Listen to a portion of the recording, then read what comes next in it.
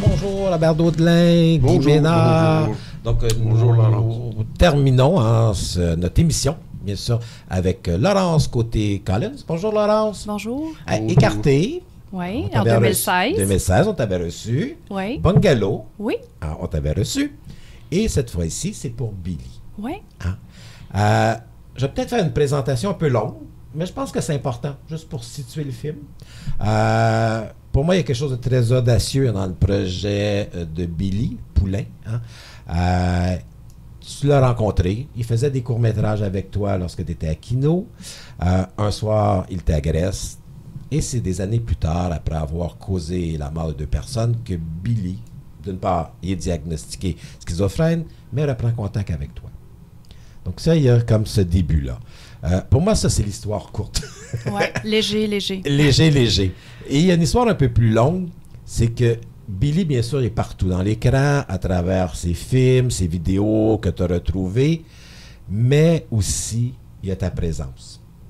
Et pour moi, la beauté de ce film-là, c'est que c'est 2 regards qui viennent par se rencontrer en amitié. Et le film, on suit à la fois le parcours de Billy et à la fois ton parcours, et vous devenez à faire qu'un seul. Ouais. C'était ça au départ, ou c'est... Et boy, c'était jamais été ça qui était prévu. C'est jamais ça, hein? C'est le montage, c'est quoi? Parce que il y a dans ton projet, je veux dire, constamment des retours à une démarche personnelle. Oui. Ça s'est vraiment ajouté là, à la toute fin, 4 mois avant la fin de sortie de salle de montage. Puisqu'il y a eu 17 versions de ce film-là. La première version faisait 6 heures. Parce que dans le film, on le voit, là, Billy s'est filmé beaucoup en psychose. C'est des archives inédites parce que c'est très rare qu'on a accès à ce genre de souffrance-là de quelqu'un de malade. Mais tu sais, de la psychose, j'en avais à peu près 50 minutes, peut-être un peu plus. J'avais beaucoup de matériel. Et moi, c'était pas prévu que je prenne cet espace-là dans le film. Sur 7 ans de processus créatif, 9 dépôts de demande de financement, j'ai jamais dit nulle part que Billy m'avait attaqué. C'était pas prévu que je parle de ça. C'était pas prévu que je parle de mon intimité. Moi, je voulais parler de schizophrénie, puis je voulais, comme j'avais retrouvé un homme très malade en prison, ce que je voulais... C'est en 2015. 2017. 2017. Ouais, j'ai retrouvé Billy en prison en 2017. Donc, le narratif, là, rapidement, c'est que Billy, sa schizophrénie, les voix, les hallucinations sont arrivées en 2007. Moi, j'ai connu Billy à Kino en 2008. On a collaboré en 2009-2010. On a fait un film qui a fait le tour du monde, un petit court-métrage qui a bien fonctionné. Billy m'a attaqué à l'hiver 2010. J'ai coupé les ponts avec lui. J'ai entendu parler des crimes à la fin de 2012 à la télé. Et Billy m'a entendu dans sa cellule en 2016 parler de mon film Écarté qui était tourné avec un ex-détenu et je parlais de mon processus de création carcérale. Et c'est à cause de ça que Billy a eu l'idée de demander à sa sœur que je communique avec lui. Et c'est parce que j'avais un chemin particulier avec des ex-détenus et du rétablissement en détention que je me sentais apte à retrouver Billy. Donc, quand j'ai retrouvé Billy en prison puis que j'ai vu la gravité de sa maladie, j'ai tout de suite compris. Fait que moi, j'ai pardonné rapidement ce qui s'était passé parce que j'ai compris ce qui s'était passé juste en le voyant. C'était catastrophique, là. Il venait en 2017, ça faisait pas longtemps qu'il avait trouvé la bonne médication pour lui. Donc, tu sais, c'est 10 ans de souffrance sans la bonne médication. Donc, Billy, sa schizophrénie est au stade de l'handicap.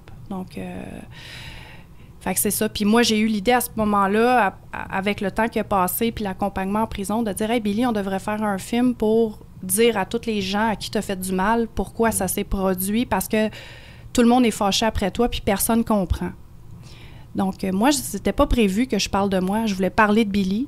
Puis comme Billy avait gardé le silence tout au long du procès parce qu'il était trop malade, puis qu'il n'était pas capable, il ne comprenait pas qu'il était malade, puis il n'était pas capable de s'exprimer, c'est quelqu'un qui n'a pas eu la parole, puis qui n'a pas eu la chance de pouvoir se comprendre. Fait que j'avais envie de donner des réponses. Pas juste aux familles des victimes qui sont décédées, mais à tous les gens que Billy a impactés d'une façon négative à travers la montée de sa schizophrénie, mais en fait. Le portrait qui s'en dégage, c'est très... Moi, je le trouve éminemment sympathique, cet homme-là. C'est parce je que le trouve Billy... très attachant. J'ai vraiment aucun blocage par rapport à sa violence, par exemple. Je comprends qu'elle s'inscrit dans quelque chose qui me dépasse et qui le dépasse lui aussi. Parce que même si la schizophrénie est comme un élément qui surdétermine tout le film, ce qui me touche, c'est plus votre amitié, puis sa souffrance à lui, qui est tellement tangible, là, et que le film a réussi à traduire ça, parce que le film il est complètement éclaté. À un moment donné, j'ai l'impression que vous avez essayé de filmer dans sa tête. Exactement. C'est exactement ça que j'ai voulu. J'ai voulu qu'on se rapproche le plus près possible de ce que c'est l'expérience de la schizophrénie. Parce que maintenant, dans le système médical, on parle du savoir expérientiel, c'est-à-dire de mettre le malade au cœur de l'expérience. Et là, c'est vraiment comme la fontaine d'expérience à ce moment-ci, c'est Billy. Donc, moi, je voulais qu'on se rapproche le plus près possible de ce que c'est la souffrance de la schizophrénie, parce que quand c'est une maladie qui est non traitée, c'est très, très, très souffrant. C'est pour ça que c'est presque 50% des gens qui souffrent de cette maladie-là qui essayent de se suicider parce que c'est insupportable. Hein? Billy, il dit dans le film, c'est comme un cauchemar, puis tu sais pas la marde, elle vient d'où. Donc, c'est très épeurant comme maladie, c'est insupportable, puis il y a des périodes d'accalmie, hein? On n'est pas en crise constamment, mais et la maladie prend de l'ampleur sur les années, parce que quand la maladie, elle est prise rapidement, on peut donner des médicaments qui sont plus doux et parler d'un rétablissement beaucoup plus, plus soft, avec une vie plus normale, entre guillemets. Il y a plein de gens qui souffrent de la schizophrénie puis qui ont des vies tout à fait normales parce que la maladie, elle a été prise rapidement. Ce qui est malheureusement pas le cas de Billy, parce qu'au moment des événements, fin 2012, lui, il était en grande souffrance depuis 2007. Ça faisait déjà un bon moment, là. Et Robert le mentionnait, tout le projet de Billy, pour moi, c'est mettre de l'ordre dans le chaos. Oui, c'est ça. Parce que la schizophrénie, on appelle ça un esprit fragmenté. Exactement. Hein? Et Billy, il m'écrit 1 à 4 cahiers Canada par mois. Donc, dans sa cellule. Et tout le film, tout ce que Billy raconte, il ne m'a pas raconté ça dans l'ordre. Moi, ça fait des années que je parle au téléphone à Billy, puis qu'on s'écrit du courrier, puis que je lui pose des questions, puis qu'il m'écrit. Il m'écrit dans le désordre. Donc là, moi, ce que je faisais, c'est que je retranscrivais des extraits de ses cahiers dans l'ordre, puis là, je lui repostais en prison. Puis là, je disais, est-ce que c'est ça que tu essaies de me dire? Ah oui, c'est presque ça, faudrait que tu changes cette idée-là, puis que tu replaces cette idée-là, puis... Fait que oui, c'est ça qu'on a fait. Donc, tout ce que j'ai accumulé sur l'histoire de Billy, je l'ai accumulé dans le désordre. Puis je l'ai remis dans l'ordre. Puis Billy a tout retraversé l'ordre que j'ai fait pour valider ce qui s'était passé, puis confirmer. Laurence, il y a une question qui, moi, me trouble beaucoup, c'est qu'il y a beaucoup d'images dans le film qui viennent de Billy. Comme il a beaucoup filmé, il s'est beaucoup filmé lui-même. Est-ce que vous aviez carte blanche? Comment vous avez eu accès et de quelle façon vous avez pu travailler avec ces images-là? Non, j'ai pas eu carte blanche. En fait, ça a été un processus en étapes très, très, très, très, très progressif parce que moi, au début, quand j'ai proposé à Billy de faire un film, je pensais qu'on ferait un court-métrage. Et je pensais que Billy avait seulement joué dans 8-9 kinos, puis que je pourrais aller grappiller là-dedans. C'est pour ça, d'ailleurs, qu'on a fait du stop-motion image par image. Ma stratégie pour gonfler mon parc de visuels, c'était de reprendre des Billy dans des vieilles images, puis de le mettre dans des tableaux d'animation pour maximiser un peu le matériel. Et c'est plus tard dans le processus... de création que Billy m'a appris qu'il avait caché des valises dans le grenier d'un de ses amis de Kino. Et j'étais à des années-lumière de savoir ce que j'allais trouver. Et je savais pas, moi, que la famille de Billy avait passé toute leur vie avec une caméra, parce que la maman de Billy, elle avait acheté une caméra aux enfants quand ils étaient jeunes. Donc, depuis qu'ils sont tout jeunes, ces enfants-là, le frère, la sœur, les trois, ils font des films ensemble. Donc, puis ils ont aussi, eux autres, fait partie de la cellule de Kino Matane, une autre affaire que moi, je ne savais pas à l'époque, avant que Billy arrive à Montréal.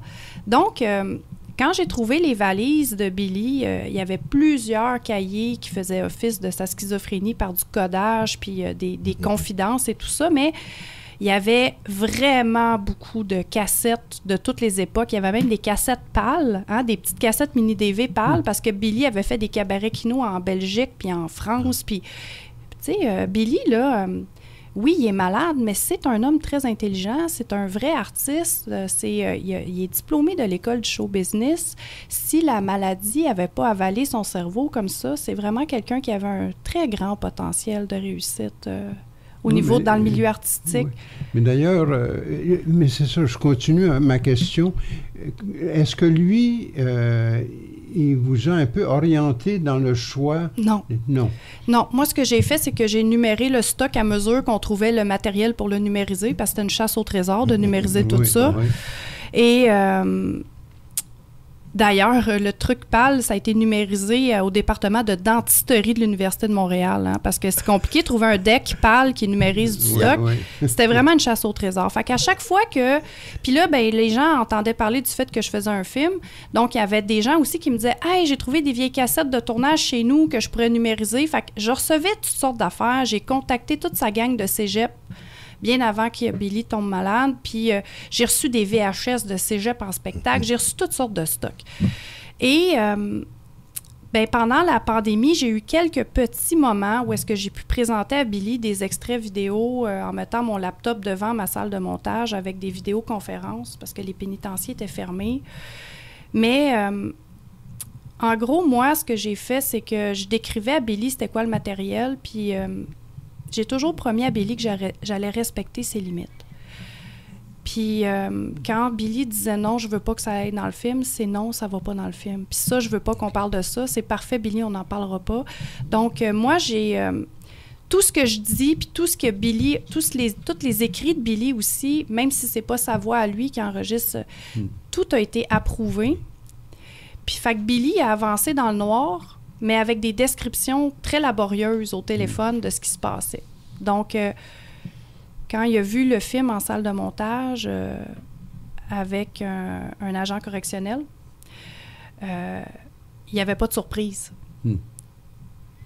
Il a trouvé ça dur de voir le film. Là. Il n'aime pas le film, il trouve qu'il a de l'air fou. Mais il n'y avait pas de surprise. Oui. Ouais. Mais il y a un truc très beau aussi, c'est d'avoir retrouvé des images de Billy enfant, parce que c'est un très, très beau petit gars. Hein? Mais c'est déjà l'adulte qu'on connaît qui est là. Tout est là. Et c'est d'autant plus troublant que la maladie s'empare de cet enfant-là, parce qu'il est tellement sain dans les images de sa petite enfance. Puis après ça, quand il se met à dérailler, c'est terrible. Ben oui, mais vous savez, tous les criminels ou tous les malades qui sont en prison ont déjà été des petits-enfants mignons.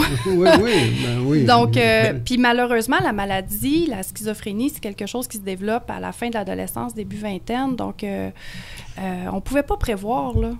Mais tu le dis dans le film, que ton expérience dans le milieu carcéral t'a appris à ne pas juger les gens. Oui. Puis, ce que, Robert, tu mentionnes, et moi, ça m'a aussi frappé dans le film, c'est l'humanisation de Billy. Hein? C'est-à-dire que, oui, il y a une image avec un gros X qu'on peut dire sur lui, sur son visage, parce que ce qu'il a fait, je veux dire, c'est inconcevable. Là. Quand même, il a tué 2 personnes, il en a attaqué plusieurs, OK? Mais au-delà de ça, de ton passé du milieu carcéral, il faudrait peut-être aller au-delà de ce jugement. Et le film a comme volonté de retrouver l'âme de la personne. Ben oui, c'est parce que, pour vrai, il y a vraiment beaucoup de gens en prison qui souffrent. Là. La prison, c'est le bout de la chaîne pour l'absence de service. Juste au niveau des statistiques, c'est 38 ou 39 % de la population carcérale, hommes-femmes, au fédéral, qui sont des Autochtones. OK? Là, on va juste partir de ça. Les Autochtones, c'est 5 % de la population canadienne. Il y a une surreprésentation, puis on le sait, les Autochtones, on leur a fait vraiment beaucoup de mal, et ils sont le résultat du mal qu'on leur a fait. Donc, c'est des schémas de blessures, d'alcoolisme et de santé mentale et d'agressivité qui se répètent. Donc, les prisons sont pleines de souffrances. Tu sais, des vrais gros criminels dangereux, un peu à la Magnotta, entre guillemets, là, qui touchent la fiction, là, c'est pas ça, la majorité des gens qui sont en prison. En prison, c'est du monde qui souffre, c'est du monde qui ont eu des problèmes d'alcool, de drogue, qui n'ont pas eu d'aide, qui n'ont plus de famille, qui n'ont pas d'amour, qui n'ont pas d'amis. C'est plein de souffrances en prison. Puis malheureusement, là, punir les gens puis les enfermer, c'est pas ça qui leur aide à retrouver leur dignité puis avoir envie de rentrer dans le système. Parce que plus tu te sens comme une vidange, plus on te maintient dans ta honte, bien, moins tu as le goût de t'en sortir. Et collectivement, la prison, ça coûte cher aussi, là. Une personne en détention, c'est 130 000 $ par année. Ça coûterait bien moins cher de faire de la prévention, puis d'avoir plus de soins, puis plus de travailleurs sociaux, puis les prisons, c'est pas une super solution. Puis toi, tu t'es servi de ton métier parce que tu as écrit le livre, comme tu mentionnais, sur Billy la vie, et tu fais le film sur Billy, et pour nous permettre de rentrer dans sa tête, dans ce chaos, finalement, c'est que ce chaos est vraiment bien organisé. Puis ça, on ne le voit pas à première vue. J'avoue, c'est la deuxième écoute que là. Et je regardais, en fait, c'est un film classique. Oui. Il y a 3 étapes. Ouais. Et on a l'épilogue. On ne parlera pas de l'épilogue, mais finalement, je me dis, OK, la première étape, c'est elle et Billy. On nous présente le personnage et qui tout. suis-je et qui est Billy? Et qui suis-je et qui est Billy. Et là arrive à 30e minute, les valises. Oui. Et là, on voit que toutes les images qu'on avait vues préalablement de 2007 ont un sens parce qu'il y a ces fameuses valises. Et là, on découvre l'univers de Billy à travers ses kinos, à travers tout le matériel, l'animation, et ainsi de suite. Et là, il arrive la 58e minute, je vous ai noté, ça vaut 30 minutes. Ça. Et là, Billy prend conscience de sa maladie à l'aide du matériel. Et à partir de ce moment-là, on va dire la vérité, debout dans la lumière, même si on la regarde les yeux fermés, on va exister dans ce qui a été de plus triste et d'ordinaire. Mais c'est comme ça qu'on peut faire la différence et espérer que d'autres personnes qui souffrent, pour d'autres familles, pour d'autres victimes, cela se passe mieux. Ouais. Et là, on est dans le dernier segment. Et on est plus dans le rétablissement après. On est dans le rétablissement. Ouais. Où il prend conscience de sa maladie, puis il essaie d'arriver à trouver un sens à tout ça. Mais là, ce chaos est tellement organisé. J'avais 3 personnes au montage, s'il a participé. Ça ne va pas être évident de donner un sens à tout ça. Hein. Non, c'est des heures et des heures. Là. C'est plus de 400 jours de montage sur 7 ans. Là. Ça l'a... Pratiquement tout le budget du film a été sur le montage, là, pour vrai. Là, moi, je ne me suis pas payée au tournage. En tout cas, tout l'argent a été au montage. Puis moi, j'ai monté énormément aussi parce que c'était une autre façon de sauver des sous. Parce que moi, quand je montais, je ne coûtais rien. Fait que... En fait, moi, j'aime pas ça quand je comprends pas un film. Je me sens vite conne quand je comprends pas quelque chose. Puis, je suis une fille qui j'aime beaucoup la télé, puis je réalise beaucoup de télé. Hein. Moi, j'ai réalisé elle est toujours présente, ta télé. Hein, là. Puis, tu sais, j'ai réalisé longtemps un souper presque parfait. J'ai fait du Occupation double. Tu sais, j'aime la télé pour monsieur, madame, tout le monde. Et je suis monsieur, madame, tout le monde. Fait que moi, là, je voulais faire un film complètement pété, mais je voulais que ça soit clair, puis que n'importe qui soit capable de suivre l'histoire, puis qu'on ne soit pas perdu. Oui, c'est un film très dense et c'est monté très serré, hein? Mais c'est monté serré comme un show d'Occupation double. Parce que moi, là, de la télé montée serrée, là, j'aime ça. Moi, des films longs et contemplatifs, là, ça m'exaspère, là. Fait que c'est un film qui est monté super serré, puis avec un rythme effréné, parce que Billy vivait la maladie dans un rythme qui n'est pas possible. Donc, j'avais le goût que ça lui ressemble, mais j'avais le goût aussi que ça me ressemble. Puis j'avais envie que ce film-là, il soit accessible, mais malheureusement, à cause de son style, puis parce que c'est un documentaire d'auteur, puis là, ça a de l'air bien niché, là. Tu sais, c'est pas un film qui a réussi à trouver des ventes avec la télévision, mais pourtant, c'est un film que tout le monde peut comprendre. Oui, je pense que tout le monde peut comprendre. La forme, c'est très simple, là, comme histoire. C'est très simple, mais la forme, quand même, peut être rébarbative. Parce que tu t'amuses à jouer, je veux dire, avec la forme. Là. Il y a de l'animation. Mais en même temps, c'est ça la richesse du film. Parce moi, que tous les genres sont là. Ouais. Tu dis, c'est un documentaire d'auteur. OK, arrête ça là. Il y a de l'animation. Il y a même du cinéma expérimental. Les moments où l'écran explose, on est dans le cinéma expérimental. Là, il n'y a plus de représentation. On est ailleurs. Ouais. Et ça fait partie de la richesse. Mais c'est la richesse du personnage qui s'exprime de cette façon-là pour moi. Oui. Puis il y a une psychose aussi dans le film. Hein? Oui, il y a un moment donné, on l'a reproduit, la fameuse psychose. Et ça, là, c'est très intéressant. Quand je parlais de savoir expérientiel au début, Moi, Billy, étant donné qu'il a fait du montage puis il a été en cinéma longtemps, il est capable de me dessiner des timelines. Hein? Donc, Billy m'avait dessiné un long carton avec l'évolution de ce que c'est une psychose à l'audio. Donc, il m'avait tout dessiné le montage sonore. Et ça fait des années que Billy me dit « J'entends des cloches, j'entends des casinos, j'entends rire, j'entends crier, j'entends ci, j'entends ça. » Donc, moi, avec mon concepteur sonore, Benoît Dame, avec qui je travaille tout le temps, que j'adore, il a monté une banque sonore de 5000 sons avec des catégories. Les cloches, les chars, du criage, tout ça. Donc, moi, après ça, j'ai eu des autorisations spéciales avec Service correctionnel Canada, puis je suis allée en salle de visite surveiller avec Billy. Et pendant 5 rencontres, j'ai fait entendre des sons à Billy, puis on a classé des sons. Oui, non, ça, c'est écœurant, ça ressemble vraiment. Puis là, il a enregistré sa voix aussi qui fait des délires, parce qu'il entend sa propre voix dans ses délires. Donc, après, on est rentré en conception sonore et Benoît Dame a fait 10 montages différents de Psychose, avec tous basés sur les dessins que Billy nous avait fournis. Et moi, je suis retournée en prison avec les 10 Psychoses audio et je lui ai mis des écouteurs sur les oreilles puis j'ai demandé à Billy, tu vas fermer tes yeux puis tu vas me dire c'est laquelle ta souffrance. Et à un moment donné, Billy a arraché ses écouteurs puis il a fait « Ah, c'est ça, j'ai eu peur, c'est celle-là. Il faudrait juste enlever un peu de piano, puis c'est vraiment ça. » Fait qu'on est vraiment dans la souffrance de Billy à ce moment-là parce que ça a été construit avec lui pour que le public ait accès à quoi ça peut avoir de l'air d'avoir peur quand t'hallucines. Et ça suscite beaucoup d'intérêt. Il y a des gens qui font des attaques de panique au cinéma. C'est une minute qui est interminable pour beaucoup de gens. Il faut penser qu'elle dure plus qu'une minute. Oui, et il faut penser que dans les pires moments, Billy, ses crises pouvaient durer jusqu'à 9 jours. Hein? La semaine de la tragédie avec les personnes qui sont décédées, ça faisait des jours et des jours que Billy allait pas bien. Donc là, on fait l'expérience seulement 1 minute, puis c'est difficile. Il y a des gens, d'ailleurs, qui ont parlé de thérapie par rapport au film. Est-ce que c'est positif ou négatif, selon toi, de dire ça? Bien, moi, je pense que je fais juste de l'art-thérapie. J'aime ça dire que je pars de mes vidanges, là, plus que jamais. Tu sais, écarter, c'était ça. Hein? Écarter, c'était tout mon processus quand j'ai arrêté de boire, qui se faisait avec un ex-détenu qui avait arrêté de consommer en prison. Après ça, Bungalow, c'est ma relation avec ma mère, mon deuil, puis mon bagage avec mes parents. Puis il y avait Billy qui était un peu caché dans le film Bungalow. Puis là, tout d'un coup, Billy, ben... Attends, on en parlait de Bungalow. La prison aussi était prise. Oui, c'est très carcéral, Bungalow. Hein?